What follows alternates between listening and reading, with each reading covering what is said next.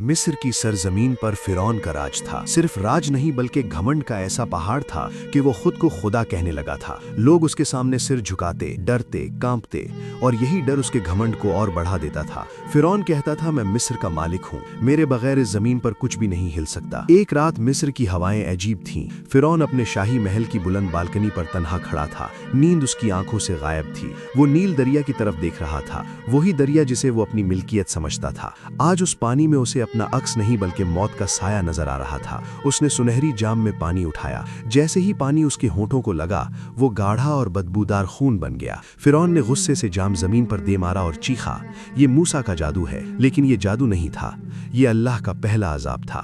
اس سے کچھ دن پہلے حضرت موسیٰ علیہ السلام فرعون کے دربار میں آئے تھے۔ ان کا چہرہ نور سے بھرا اور آنکھوں میں جلال تھا۔ انہوں نے کہا، اے فرعون، ابھی بھی وقت ہے، بنی اسرائیل کو آزاد کر دے اور اپنے رب کے سامنے جھک جا۔ فرعون ہنس پڑا اور بولا، میں مصر کا رب ہوں، تیرا رب میرا کیا بگاڑ لے گا؟ پھر اللہ کا عذاب اترنا شروع ہوا۔ مصر کا ہر کنواں، ہر نہر اور ہر گھر خون سے بھر گیا۔ لوگ پیاس سے تڑپنے لگے۔ عجیب بات یہ تھی کہ جب بنی اسرائیل پانی پیتے تو وہ صاف ہوتا، اور جب مصری چھوتے تو خون بن جاتا۔ پھر مینڈکوں کا عذاب آیا۔ لاکھوں مینڈک گھروں، بستروں اور کھانے کے برتنوں میں بھر گئے۔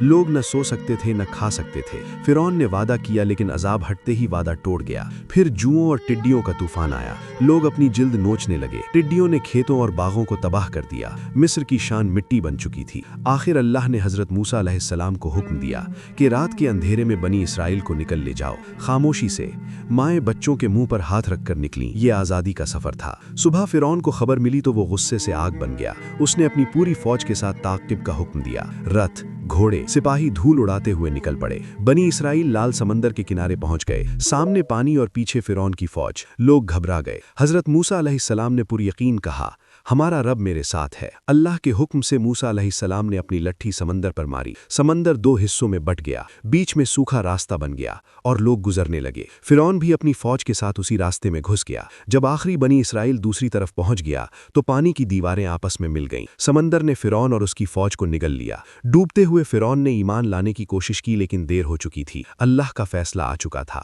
فرعون مر گیا لیکن اللہ نے اس کی لاش کو بچائے رکھا تھا تاکہ وہ آنے والوں کے لیے ایک نشانی بن جائے۔ آج بھی وہ لاش مصر کے میوزیم میں موجود ہے۔ یہ کہانی صرف تاریخ نہیں، یہ گھمنڈ کے انجام اور اللہ کی قدرت کی زندہ مثال ہے۔